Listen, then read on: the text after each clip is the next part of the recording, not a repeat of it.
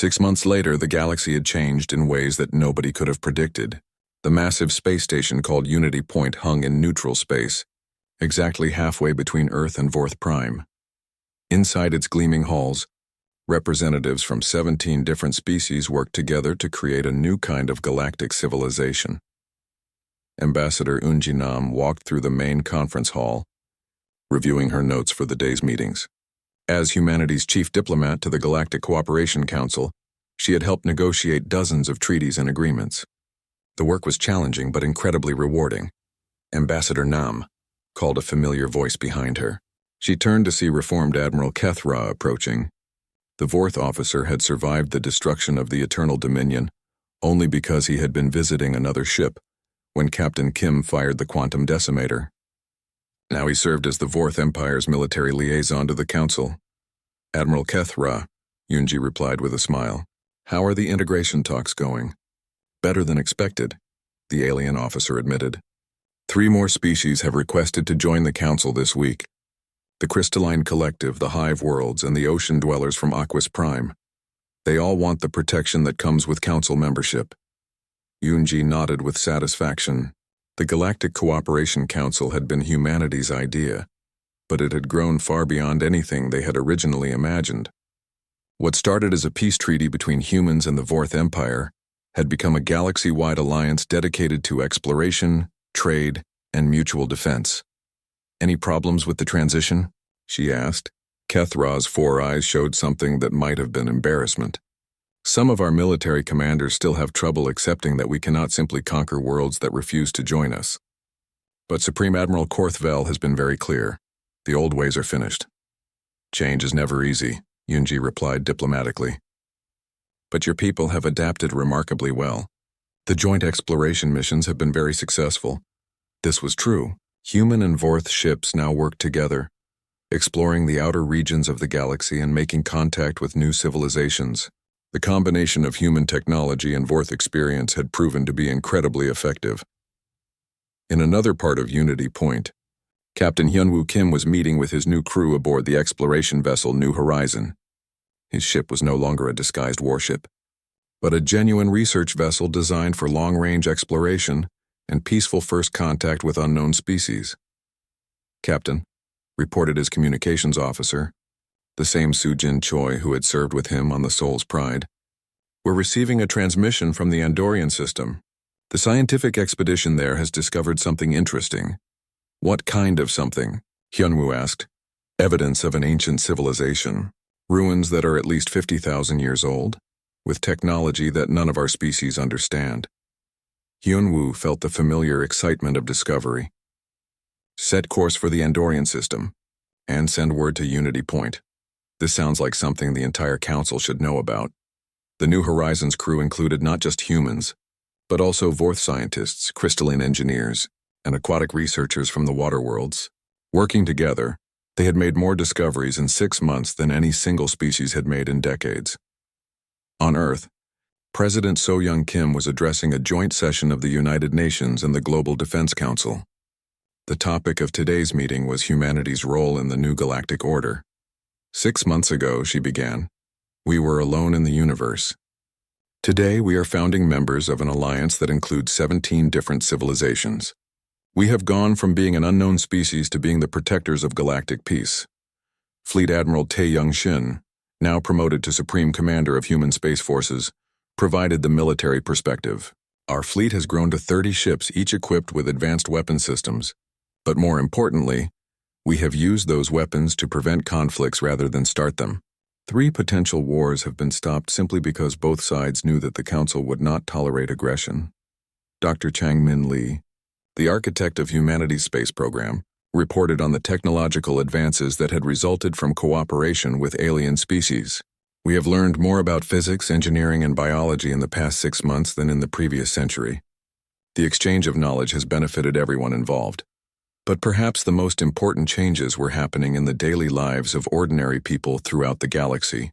On the industrial world of Mechanica, human engineers worked alongside robot technicians to build new types of spacecraft. On the agricultural planet of Verdania, Vorth farmers and human botanists developed new crops that could feed multiple species. Chief Engineer Dae Ho Park now serving as Director of Interspecies Technology Exchange, oversaw many of these cooperative projects from his office on Unity Point. The same man who had fired the Quantum Decimator was now helping former enemies share their most advanced technologies. The medical breakthroughs alone have been incredible, he reported to the council during their weekly meeting. Vorth regeneration techniques can help humans recover from injuries that used to be permanent. Human surgical methods can save crystalline patients that their own doctors couldn't help, and the aquatic species have shown us new ways to treat diseases that affect brain chemistry. Of course, not everything was perfect in the new galactic order. There were still conflicts, disagreements, and problems that had to be solved. But now these issues were handled through negotiation and compromise rather than conquest and destruction. The quantum decimator technology remained exclusively in human hands, but Earth had shared many other innovations freely. Medical equipment, agricultural techniques, and defensive systems were now available to all council members. The balance was carefully maintained. Humans provided protection and advanced technology, while other species contributed their own knowledge and resources. On Unity Point, Ambassador Yoonji Nam concluded another successful day of diplomacy by meeting with her staff in the human embassy. The team included former military officers, experienced diplomats, and scientists from various fields. "What's on the schedule for tomorrow?" she asked her assistant diplomatic aide Suman Park. "Trade negotiations between the hive worlds and the mining colonies, a cultural exchange program between Earth and HFY, and a request from the Outer Rim territories for help with a pirate problem." "Pirates?" Yoonji raised an eyebrow. "Nothing serious. A few raiders who haven't gotten the message that the galaxy has changed. Captain Jin Ho Yun's ship is already en route to deal with them." Yoonji smiled.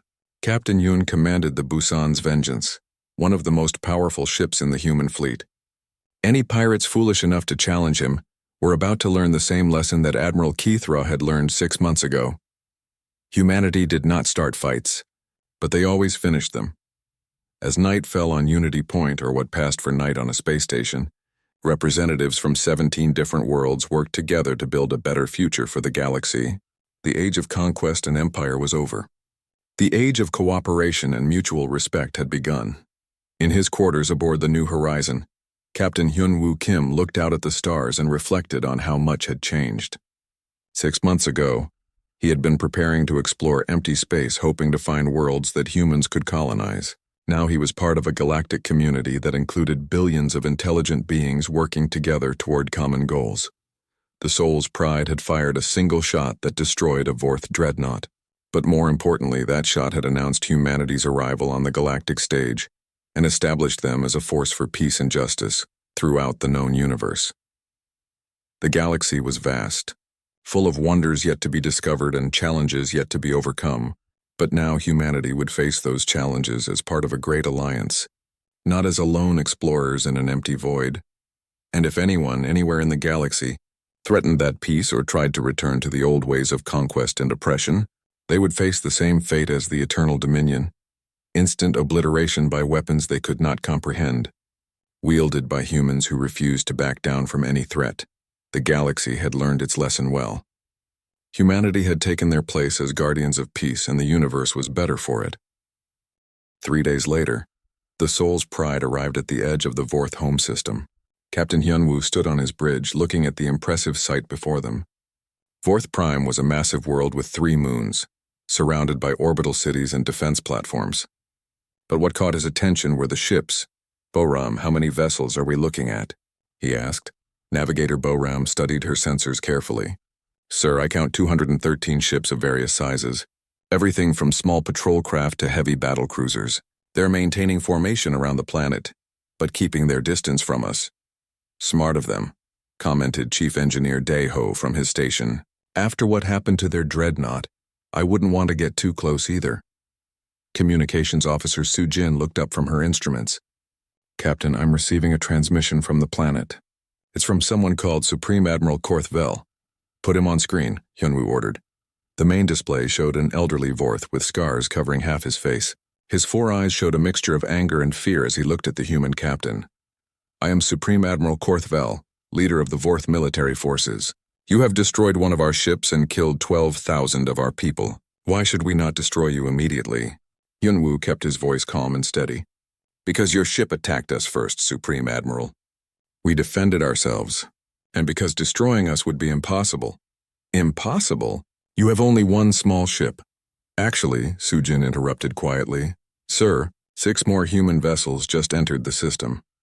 On the tactical display, 6 new contacts appeared at the edge of Vorth space. The Busan's Vengeance, Daegu's Honor, Incheon's Fury, Ulsan's Wrath, Gwangju's Thunder, and Jeonju's Lightning had arrived exactly on schedule.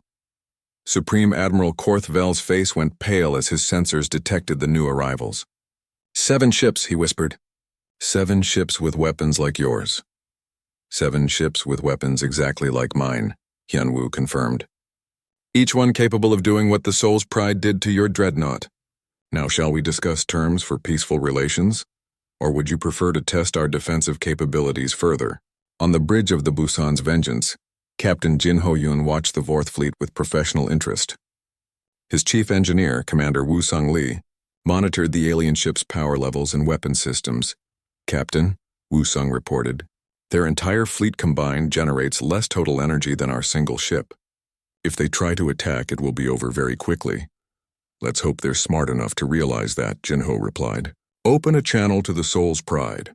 On the Soul's Pride, Captain Hyunwoo received the communication from his fellow captain. Hyunwoo, this is Jinho. We're in position and ready to support your diplomatic mission. Try not to start a war if you can avoid it. I'll do my best, Hyunwoo replied with a slight smile. On the surface of Vorth Prime, the emergency meeting of the High Command had been going on for hours. Supreme Admiral Korthvel sat at the head of the table, surrounded by his advisors and the most powerful leaders in the Empire. Counselor Neth Kwa spoke first. 7 human ships, each one apparently capable of destroying our largest vessels instantly. The mathematics are simple. They could eliminate our entire fleet in minutes. Military strategist Vexcor slammed his fist on the table. This is intolerable. The Vorth Empire does not surrender to anyone. We have ruled this galaxy for 3,000 years, and we can continue to rule it, suggested diplomat Yethtul, if we are wise enough to work with the humans instead of fighting them. Work with them? Vexcor demanded. They destroyed the Eternal Dominion. After Admiral Kethra threatened to destroy their ship, Nethqua reminded him. The humans responded to aggression with overwhelming force. Perhaps we should consider a different approach. Supreme Admiral Korthvel listened to the debate with growing frustration. Every option seemed bad. Fighting the humans would result in the destruction of the Vorth fleet, and possibly their entire civilization. But surrendering to an unknown species went against everything the Empire stood for. What exactly are the humans asking for? He finally asked. Diplomat Yethtul consulted her notes from the human transmission. They want recognition as a sovereign species with equal rights to travel in galactic space. They want guarantees of safety for their ships and citizens. They want trading agreements and diplomatic relations. And they want us to stop trying to conquer other species. Stop conquering? Vexcor laughed bitterly. That's what the Vorth Empire does. We bring order to chaos. We unite the galaxy under our rule. Perhaps, Counselor Nethqua said quietly, it is time for a new kind of order. Back on the Soul's Pride, Captain Hyunwoo was preparing to deliver humanity's formal terms to the Vorth government. He stood in his ready room reviewing the documents that had been transmitted from Earth. Sujin entered with a concerned expression. Captain, I've been monitoring communications between the Vorth ships. Their military commanders want to fight us, but their political leaders are trying to convince them not to. What's your assessment of the situation? Hyunwoo asked. I think they're scared, sir. Really scared. They've never encountered anyone who could match their military power, let alone exceed it. They don't know how to handle this situation. Hyunwoo nodded thoughtfully. Then we need to give them a way to save face while accepting our terms. Nobody wants to be seen as weak, especially not a military empire that's been ruling the galaxy for thousands of years. What do you suggest? We frame this as an alliance between equals, not as a surrender. We offer them partnership in exploring and protecting the galaxy, rather than demanding that they give up their power completely. Sujin smiled. That's actually brilliant, sir. They get to keep their dignity while we get what we need. Let's hope it works. Open a channel to the planet. Within minutes, Captain Hyunwoo was addressing the entire Vorth High Command. His words were being broadcast throughout the Empire and recorded for history. Supreme Admiral Korthvel, leaders of the Vorth Empire, I speak for all humanity when I say that we come in peace. We do not seek to conquer your worlds or destroy your civilization. We seek partnership, cooperation, and mutual respect." He paused to let the translation systems catch up. "We propose the creation of a new galactic organization, a council where all species have equal voices and equal rights, where conflicts are resolved through discussion rather than warfare, where exploration and discovery benefit everyone, not just the strongest military power." On the planet below, the Vorth leaders listened with growing amazement.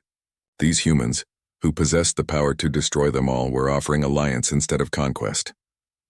"We ask for 3 things, Hyunwoo continued. "First, recognition of humanity's right to exist as a free and independent species. Second, safe passage for human ships throughout galactic space.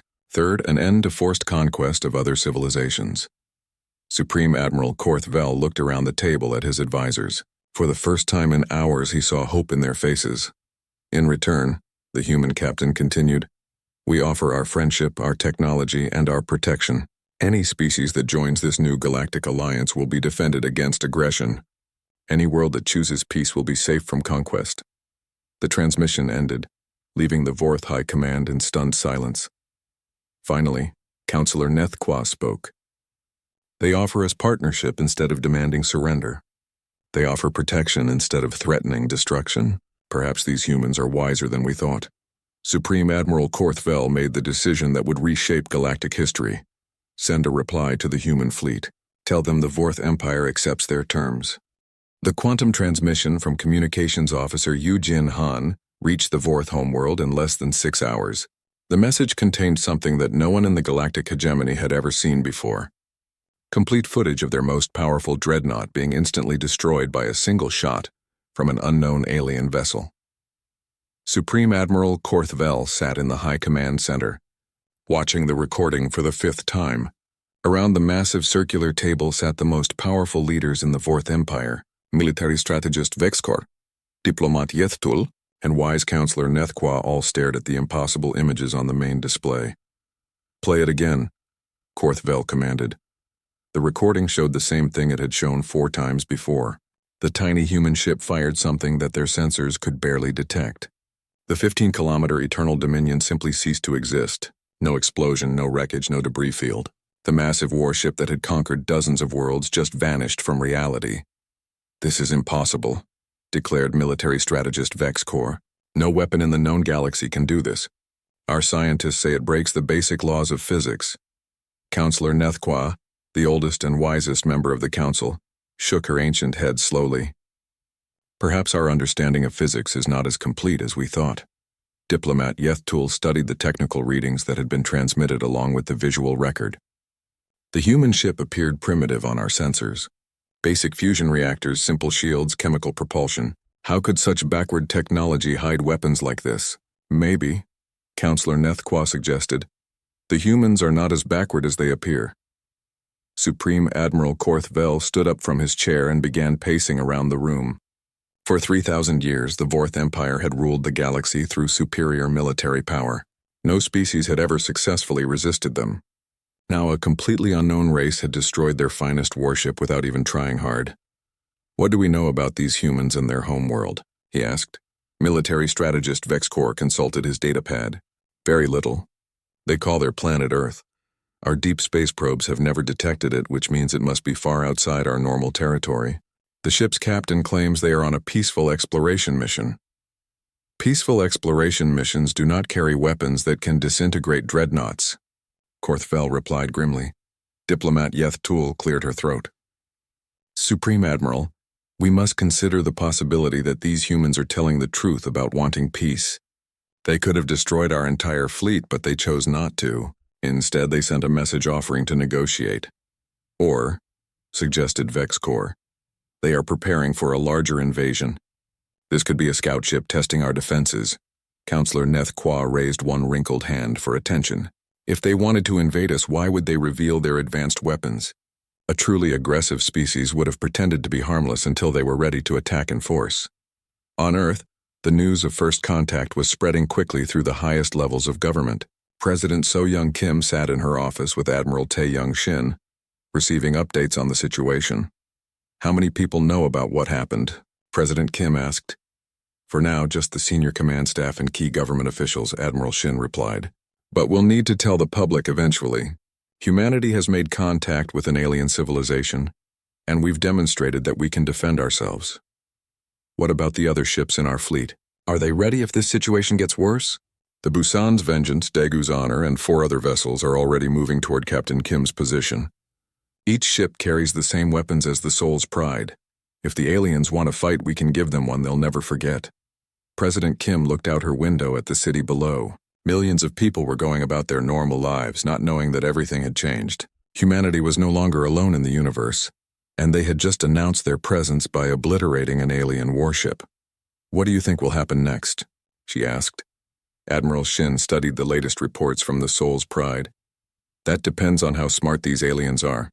If they're wise, they'll want to negotiate. If they're not, he paused. Well, they'll learn the same lesson their dreadnought learned. Meanwhile, the news of humanity's existence was spreading throughout the galaxy faster than anyone had expected. The Fourth Empire's quantum communication network reached dozens of other species, and word of the Eternal Dominion's destruction was causing panic everywhere.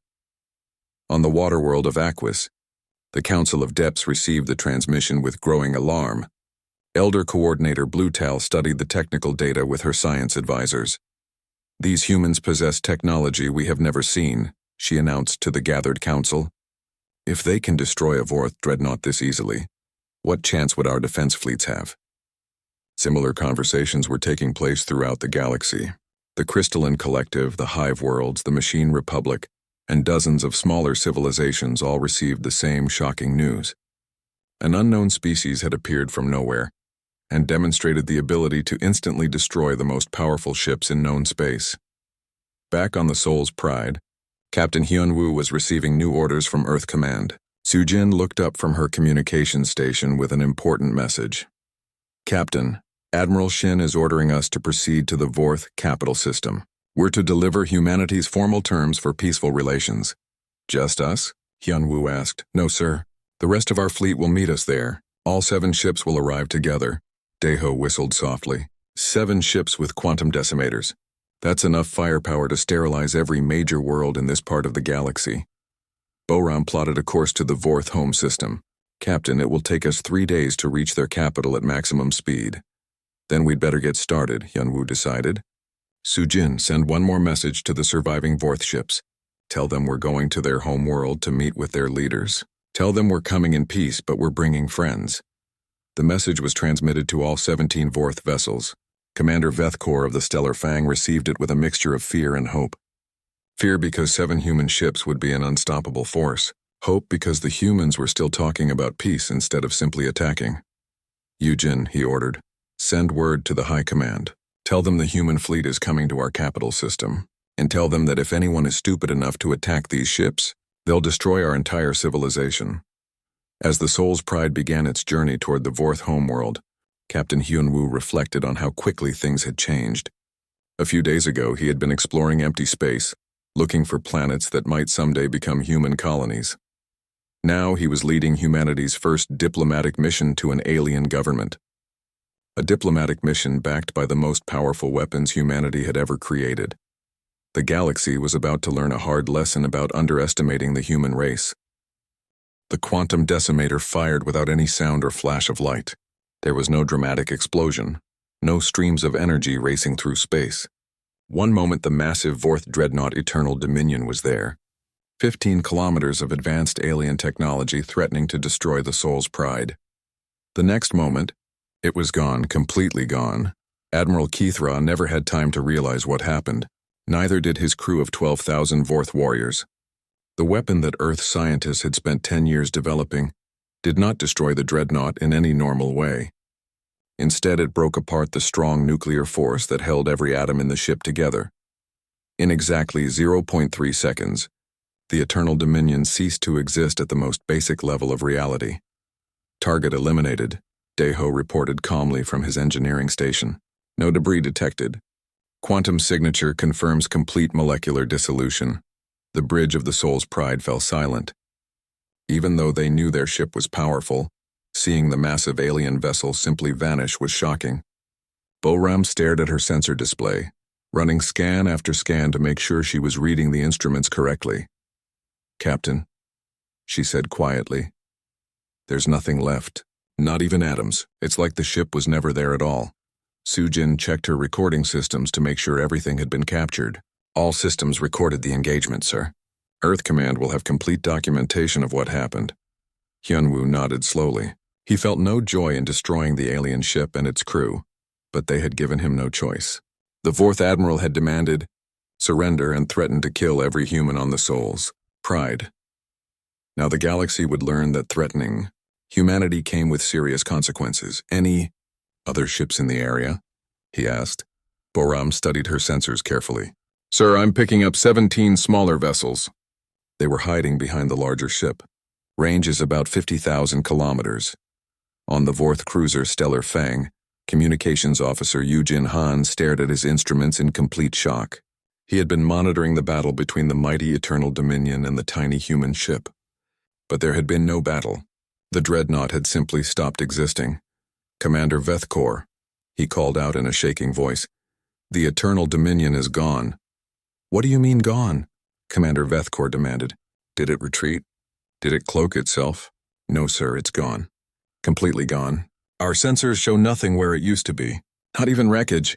Commander Vethkor rushed to look at the sensor displays himself.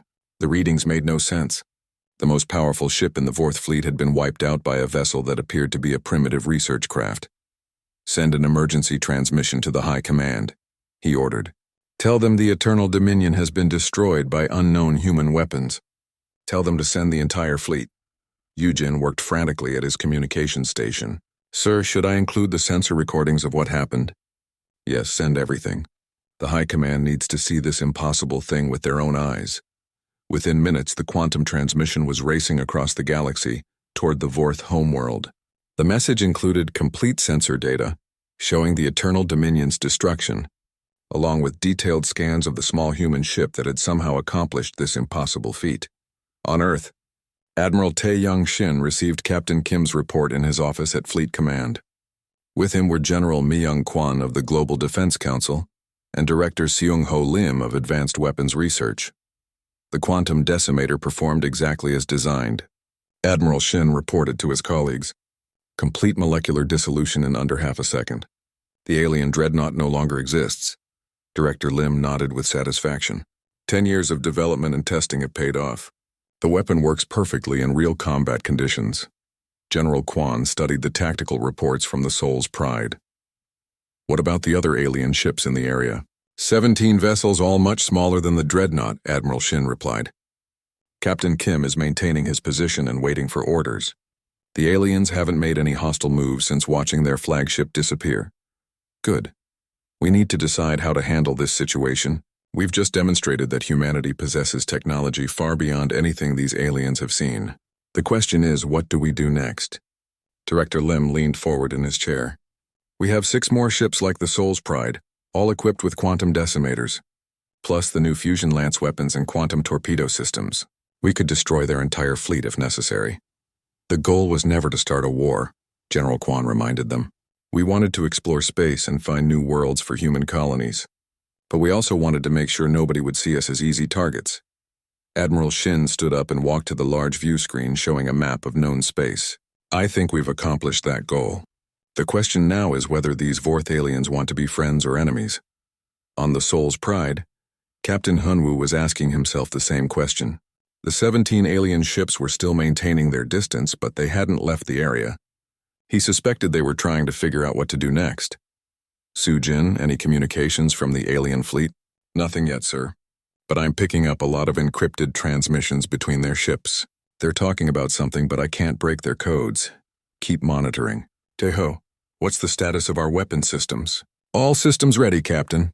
The quantum decimator is recharged and ready to fire again. We also have the fusion lance batteries and quantum torpedoes standing by." Boram looked up from her navigation station. "Captain, I have an idea. What if we send them a message? Not a threat, but an explanation of what just happened." Hyunwoo considered this. "What kind of explanation?" "We could tell them that we defended ourselves against an unprovoked attack. We could explain that humans don't want to fight, but we will protect ourselves if threatened. Maybe we can avoid having to destroy the rest of their fleet." Sujin nodded in agreement. It's worth trying, sir. If they're smart, they'll realize that attacking us would be suicide. Their biggest ship couldn't even scratch our shields before we vaporized it.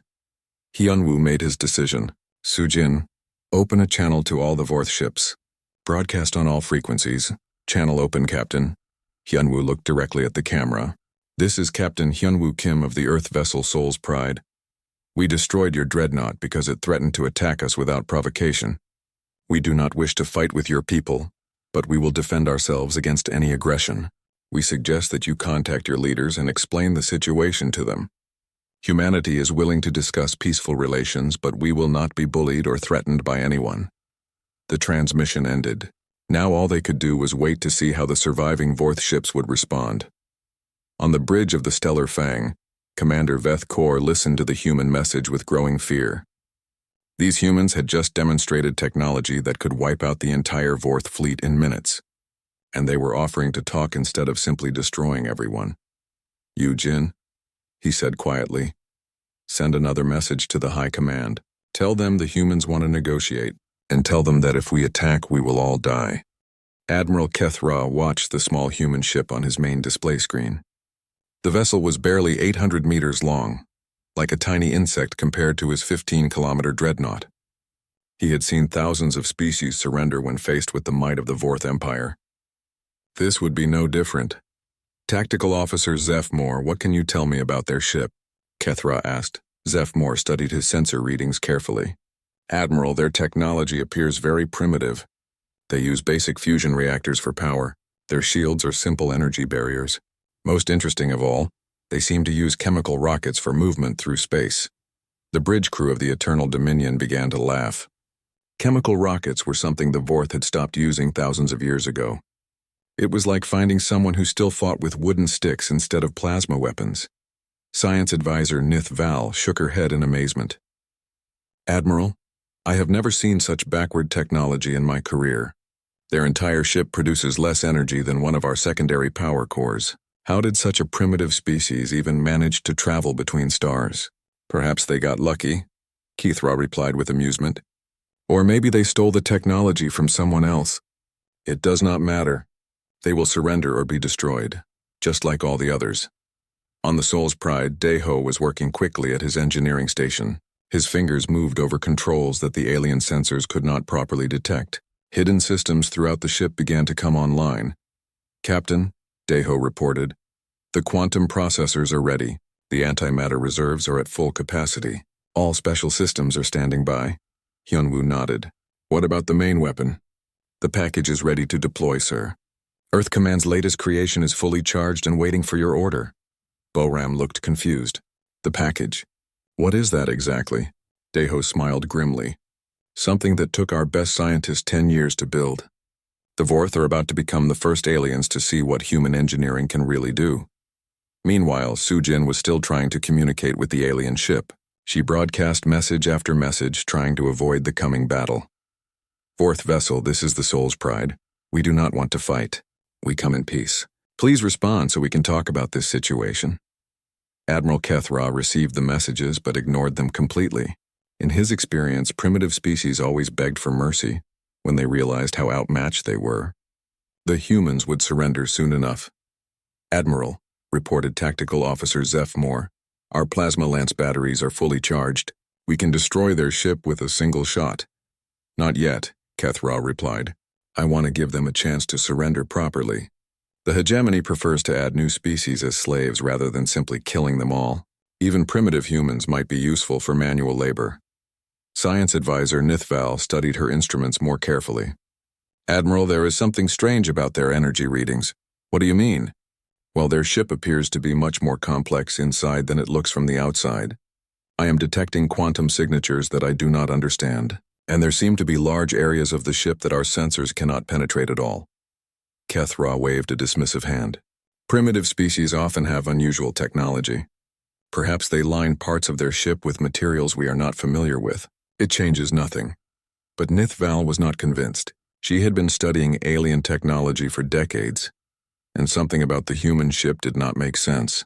Their fusion reactors were indeed basic, but there were other power sources that her sensors could barely detect. And what was creating those quantum signatures? On the Soul's Pride, Sujin suddenly received a new message from Earth. Captain, I'm getting an emergency transmission from Fleet Command. Put it through, Hyunwoo ordered. Admiral Tae-young Shin's face appeared on a small screen. Captain Kim, we have been monitoring your situation. Are you ready to proceed with the demonstration? Yes, sir. All systems are prepared. Good. The entire Galactic Defense Council is watching this encounter. Show these aliens that humanity is not to be underestimated. Use whatever force is necessary. The transmission ended. Hyunwoo turned to address his crew. You all heard the Admiral. Earth is counting on us to handle this situation properly. Daeho, begin bringing all systems to full power. Aye, Captain. Throughout the Soul's Pride, hidden systems that the Vorth sensors had missed began to activate. Armor plating that looked like simple metal revealed itself to be advanced composite materials. Weapon ports that had been concealed behind false hull sections began to open. On the Vorth dreadnought, Science Advisor Nith Val watched her instruments in growing alarm. Admiral, the human ship is changing. Its energy output just increased by a factor of 50, and those quantum signatures are getting much stronger. Impossible, Kethra replied. Our sensors would have detected any advanced technology. Sir, I think their entire ship was designed to hide its true capabilities from our scans. For the first time, Admiral Kethra felt a small touch of uncertainty, but he quickly dismissed it. Even if the human ship was more advanced than it appeared, the Eternal Dominion was still 20 times larger and carried enough weapons to destroy entire planets. It does not matter how advanced they are, he declared. Size and firepower always win in the end. Begin the attack. Tactical Officer Zeph Moore targeted the human ship with the dreadnought's main weapons. Plasma lances locked on target, Admiral. Ready to fire on your command. Kethra looked at the small human ship one last time. Soon it would be nothing but scattered atoms floating in space. The humans would learn the same lesson that every other species had learned. The Vorth Empire was not to be challenged. Fire, he commanded. But before the Vorth weapons could discharge, something impossible happened on the Soul's Pride. Captain, Daeho reported calmly. The quantum decimator is ready to fire. Target acquired and locked. Hyunwoo looked at the massive alien dreadnought on his screen. In a few seconds, these aliens would learn why Earth had sent its most advanced warship disguised as a simple research vessel. BORAM, Evasive Pattern Alpha. Sujin, make sure you record everything. The galaxy needs to see this. Recording everything. Sir, Sujin confirmed. Daeho, Hyunwoo said quietly. Fire the quantum decimator. Firing now. Captain, the Bridge of the Souls. Pride remained completely silent as the most advanced weapon humanity had ever created prepared to announce Earth's arrival on the Galactic. Stage Admiral Kethra was about to discover that primitive appearances could be very deceiving indeed. Captain Hyunwoo Kim stood on the Bridge of the Soul's Pride, watching the stars through the main view screen. His ship was not the biggest or the fastest in Earth's fleet, but it was his. The Soul's Pride was supposed to be a research vessel, studying new planets that humans might one day call home. Nobody expected to find aliens out here in the empty space around Kepler 442. Captain, we have a problem, said Navigator Boram Lee. She was looking at her instruments with worry in her eyes. Something big just appeared on our sensors. Really big? Hyunwoo walked over to look at the readings. The numbers made no sense. The object was 15 kilometers long and 3 kilometers wide. No human ship had ever been built that large. Are you sure these readings are correct? I checked them 3 times, Boram replied. Whatever it is, it's heading straight for us. Chief Engineer Daeho Park looked up from his station. Captain, that thing is putting out more energy than our entire fleet back home. The power readings are off the charts. Communications Officer Soo-Jin Choi suddenly spoke up from her position. Captain, I'm getting a signal. It's trying to talk to us. Put it on the main screen, Hyunwoo ordered. The view screen filled with the image of something that was definitely not human. The creature had gray skin, 4 eyes, and a mouthful of sharp teeth. When it spoke, its voice was deep and cold. Unknown vessel, you have entered restricted space belonging to the hegemony of Vorth. I am Admiral Kethra of the dreadnought Eternal Dominion. You will surrender immediately or be destroyed. Sujin worked quickly at her station, running the alien words through the computer's translation system. Captain, I think I can understand most of what he said. He wants us to give up or he'll attack us. Hyunwoo looked at the massive ship on his sensors again. The Eternal Dominion was 20 times bigger than the Soul's Pride. Its weapons could probably destroy his ship with one shot. But something inside him refused to back down. Humans had not come this far into space just to run away from the first aliens they met. Sujin, "Open a channel," he said calmly. "Channel open." "Sir?" Hyunwoo looked directly at the alien admiral on the screen. "This is Captain Hyunwoo Kim of the Earth vessel Soul's Pride. We are on a peaceful mission to explore this system. We mean no harm to you or your people." Admiral Kethraw's 4 eyes narrowed. "Earth? We have never heard of this world." "It does not matter. You are in Vorth space without permission. Surrender now or face the consequences." "I'm sorry, but we cannot do that," Hyunwoo replied. "We have every right to be here. This system belongs to no one." The alien admiral seemed surprised by this response. For a moment he said nothing. Then his face twisted into what might have been a smile, showing all of his sharp teeth. "You dare to refuse the hegemony of Vorth? We have ruled this galaxy for 3,000 years. No species has ever said no to us and survived." "Well," Hyunwoo said quietly, "there's a first time for everything." The connection ended, and the main screen went back to showing stars and the huge alien ship. Boram turned to face her captain. "Sir, what are your orders?" "That ship has enough firepower to turn us into space dust." Daeho spoke up from his engineering station. "Captain, I should tell you something. This ship isn't exactly what it seems to be." Hyunwoo raised an eyebrow. "What do you mean?" "Earth Command installed some special systems before we left. Things they didn't put in the official ship records. I was ordered not to talk about them unless we faced a real emergency. I'd say this counts as an emergency." Hyunwoo replied. "What kind of special systems?" Daeho's fingers moved over his control panel. "Weapons, sir. Very advanced weapons. The research mission was just our cover story. We're actually Earth's first deep space warship." Sujin looked shocked. "We're a warship? But I thought we were just scientists and explorers." "We are," Hyunwoo said. "But Earth Command knew we might run into trouble out here. They wanted us to be ready for anything." Boram checked her sensors again. "Captain, the alien ship is moving closer. I'm reading massive energy buildup in their weapon systems. I think they're getting ready to attack." Hyunwoo sat down in his captain's chair. He thought about Earth, billions of light years away. He thought about his family, his friends, and all the humans who were counting on him to represent their species well. This alien admiral thought humans would just give up and surrender like every other species apparently did. He was about to learn how wrong he was. "Daeho, prepare those special weapon systems," Hyunwoo ordered. "Boram, plot an attack course. Sujin, send a message back to Earth Command. Tell them we've made first contact with a hostile alien species." "What should I tell them about our situation?" Sujin asked. "Tell them we're about to show these aliens what happens when they threaten humans." Sujin's fingers flew over her controls. Within seconds, a quantum signal was racing through space toward Earth. The message was short and simple. "First contact confirmed. Hostile intent. Engaging Protocol 7. The reply came back almost instantly from Admiral Tae-Young Shin at Fleet Command. "Authorized. Show them why we don't start fights, we finish them." On the main screen, the Eternal Dominion continued to grow larger as it approached. Weapon ports along its massive hull began to glow with deadly energy.